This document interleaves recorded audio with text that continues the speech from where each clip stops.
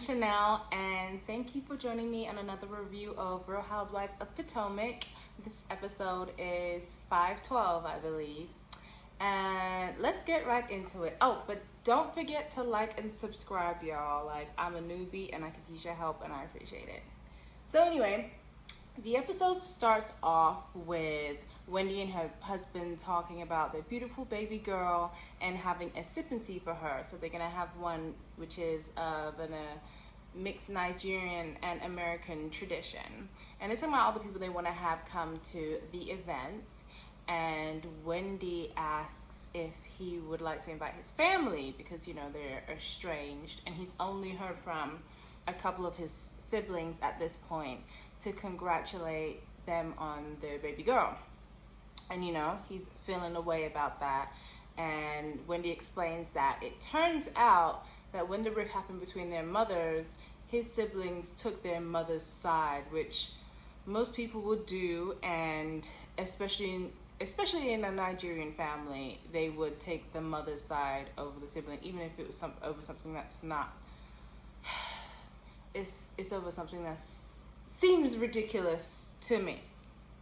But you know, people have strong traditions in their culture. But it's crazy to me that you could have a son, and that son that you love so much and was supposed to be your pride and joy has 3 children, and you've just refused to be a part of their lives. Like, I know that there's issues. Like my cousin was having an issue where she was dating a Nigerian guy, and their family wanted him to be with a Nigerian girl, and she's West Indian, and that was an issue.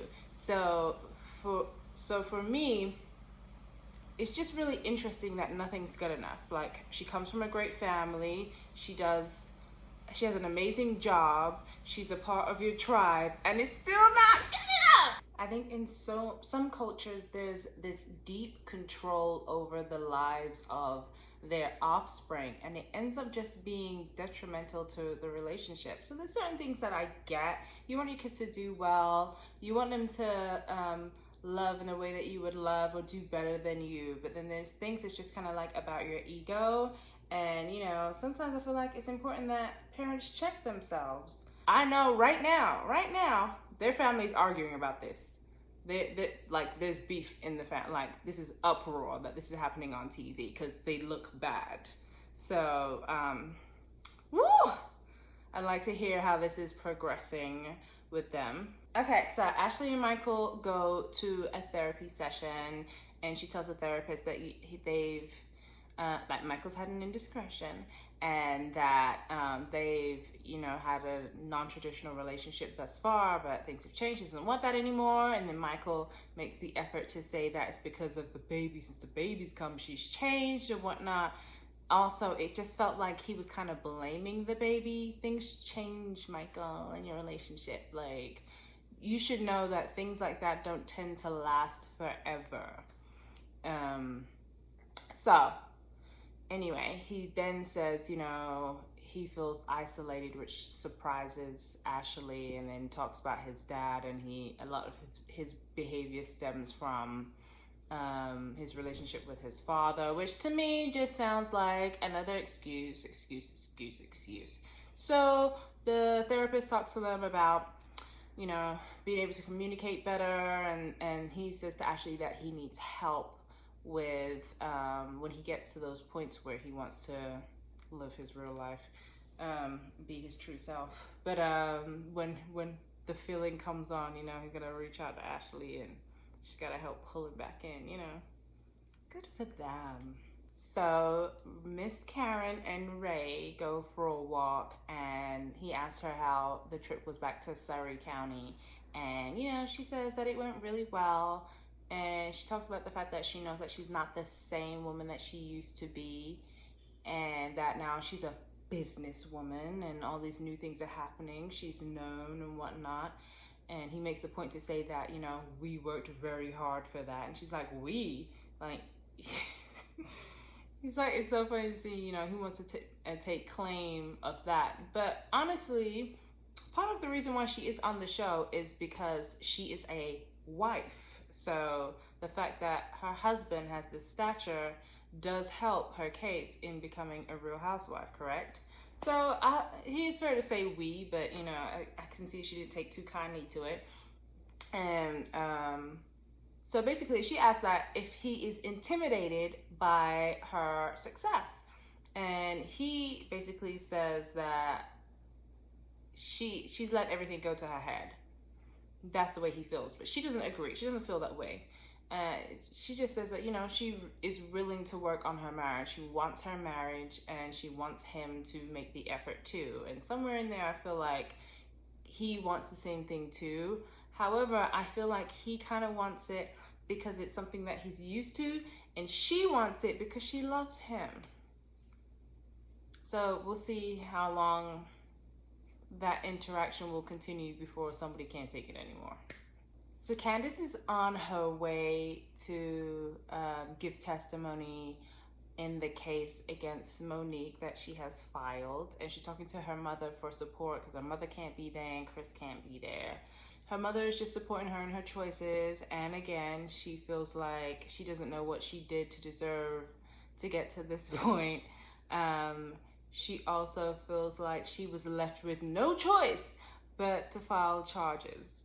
And yeah, I don't know. I know these Candice monsters are out there and are real pissed. It's just funny to me. Like, she was left with no choice to file these charges because I guess Monique isn't acting in a way that she would want. So for me, it's like, just say you want to get the bitch. You couldn't get her with your hands, so you're just going to get her by law. Okay, I'd respect that. So Robin's at home packaging inventory for customers with her baseball hat business and whatnot that took off. And she was just telling her son she had made $10,000 a month, which is great. It's fantastic. But she's focusing more on that because I guess she needs money to pay off that $90,000 tax bill that she has, which Juan said is her business and he ain't doing nothing about it. So she gotta pay for it herself. She gotta figure it out herself. And thank God for that business bringing in extra income when she spends the Real Housewives check. It's all on point, but it's great. Glad you got a business that's coming together. It's something that we don't hear about too much, but it's doing well. So, like, one thing you can say about Robin is, she'll find a way to make a coin. So good for her. So Candice goes to dinner with her friend from college and they talk about the court case. She says that she was asked how she would want Monique to be charged. And she said she wants her charged to the fullest extent of the law. Baby, she wants this lady to go to jail for pulling on her wig. Okay, so she says that she's dealing with a lot of trauma, and to deal with the trauma, she has to have post-its all around her house to tell her that she's okay. You're okay. You're okay. Monique's not gonna come in here and attack you. You're okay. Girl, that dry piece of acting right there. I hope I matched your energy, bitch. I hope I matched your energy. But I will tell you what, it was funny. I was really entertained. This is the version of, like, I saw Karen was saying somewhere that she would have laid on the floor, wig off, waiting for the ambulance to come. This is the long game of that. This is the long game. So good for you, girl. Play your game. She's also upset that Karen isn't showing her enough support, I guess. And I'm just not understanding what you want Karen to do. She's made it very clear that she thought Monique was wrong. Very clear. She's told Monique that. She said that in front of the group. She said it without the group. She told Candace that. She even said later on, she says that she asked the girl to apologize. But I guess what she's looking for is for her to shun Monique. So again, she's going to start punishing somebody because she doesn't like the way they do something. And I feel like you should respect Karen for being as honest as she's being. She's not lying to anybody. She's not trying to hurt anybody's feelings. She's saying, I thought what happened was fucked up, but you both played a role. Now, that's what an intelligent person does to me. It's like, okay, you can see how two people, you know what, I'm not even going back over this thing. It's really exhausting. So anyway, moving forward, Wendy and her husband check out the location for the Sip and See, which is going to be a museum. She wants her daughter to be cultural and artsy, so, you know, the backdrop is befitting. And so her husband says that he's reconsidered inviting his family, to the Sip and See because his son asked him about his beard and if his daddy had a beard like that and why he doesn't know his dad. So it hurt him to see that his kids don't have any connection to the family. So right there, he sent a text with a flyer to his mother, hoping that she and the family would come to the Sip and See and meet the daughter. So Ashley goes to see her uncle, who's like a father to her, and she tells him that Michael's been doing so much better, that he comes home every night. And I was like, your husband didn't even come home every night? Like, girl, you knew something was up if your husband didn't come home every night. That's weird. And then, you know, her mother shows up. Her eye is messed up for some reason. And she tells them that, you know, that they went to a counseling session and Michael really opened up about his abuse. So she really feels like he's coming forward and he's really opening up and that there's a chance for them to heal. And she wants the family to know that she's not afraid to leave. She said it before, and she said, like, anything like this happens again, I will leave. And the uncle says that there's no excuse for him to be paying more attention to his penis than his family, and that he really wants Michael to show up like he's been hiding. He's like, yo, where you at? He really wants to see him for real. So I guess the family, they want an apology. They want to see where his head is at. And it's like, that's beautiful when you have family members who want to come behind you and support you in that manner. So Ashley's lucky to have that. So Wendy and her family are prepping for the Sip and See, and they are like late. They're late for the Sip and See. Robin is there early, and she's the only one there. That has to be the first time in her life she's been the only one there on time, because that girl is always late.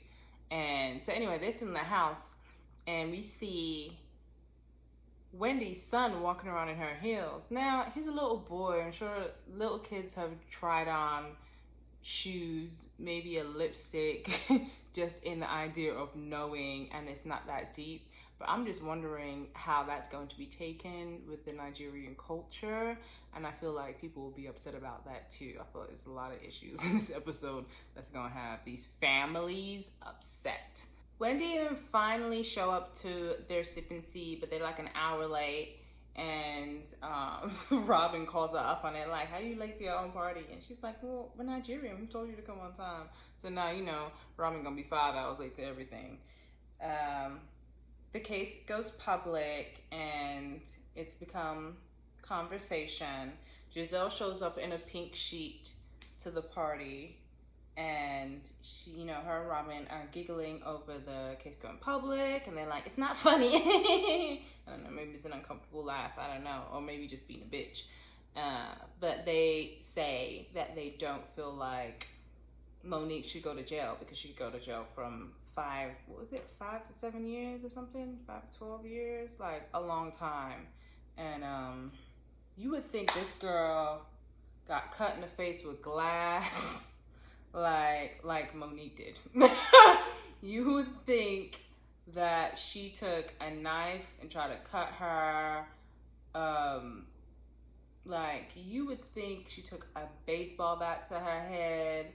Like, she got bopped in the head a couple of times. This to me is the extent of somebody who doesn't know how to fight. So they just have to come at her a different way. And that's the risk you take when you fight. The Nigerian party is popping, y'all. Money is flying everywhere. They do head wrap things and whatnot. It's just like a really beautiful Nigerian experience. They have cultural food. Just don't know what nothing is, but that's okay. You can learn, girl. Just go eat some food. Like it looked good. Like it looked like a really good time, and I was hungry. So they set the table, and they ask Candace, like, what is her actual goal with this? And she says like they want to prosecute her fully. And Giselle and Robin say that they think that that's a lot. And Candace is like, it is like. So Ashley then steps in and is very much like, well, I don't see the fight, but from what I heard and what I saw, you both were engaging in an argument. Candace is like, oh no, wait, are you being paid too? You're being paid too? You're being paid too. And she's like, why would I need to be paid? My husband's already a millionaire. What money could she give me to say anything? I'm like, oh, but you're not married for long. Like, it was just, and then her husband is screaming at her to shut up. Just shut your mouth. This is the thing to get your ass beat. Shut your mouth. Shut up. But Ashley reminds her, you have come at me aggressively. So, but she doesn't want to take responsibility for any of those things. It's all the things that I've done to her, never mind the things that she does to anybody else. Then we hear Candace say, what action should I take responsibility for? So it sounds like somebody asked her, should she take responsibility for the part she played in it, but that was cut out for some reason. But we see consistently that she feels like she had played no part in it, even if she was arguing. It's fine. And there's a lot of people out there that seem to agree with her. Like, it doesn't matter what you do. You should just assume that nobody should react. And that's fine. That's how y'all feel. So then they ask Karen if they feel like her opinions change at all, but she's not willing to say anything. It has, but she's not willing to speak until the whole situation plays out. Then we see that Wendy's husband's family did not show up. So I'm wondering if the mother saw the message and didn't tell anybody else, or she told them and they still decided not to go, which is, extremely hurtful. Like, all this stuff has happened. He put out an olive branch, and your ego is going to make you miss out on an important part of your family, which is very sad. And I'm not here to attack Nigerian culture at all. And there's just ways that we can grow, There's one thing that's good about these shows. Now we're only seeing it from their perspective. I don't know the full story. Because Wendy's mother is quite the trip from what I can see. Besides her looking like she's bleached her skin, which is a terrible example, and she has these two beautiful dark-skinned daughters. And yeah, her ways and the way that Wendy's afraid to approach her about her career and how that could affect her mother is a lot. So, but I hope that they figure it out. Their family, sometimes family just figures things out by staying apart. And if that's better for you, then great. Something that the Braxtons might need to think about for a little bit longer. But yeah, so that's it, guys. Comment down below, let me know what y'all thought, and I will see you next week. Bye.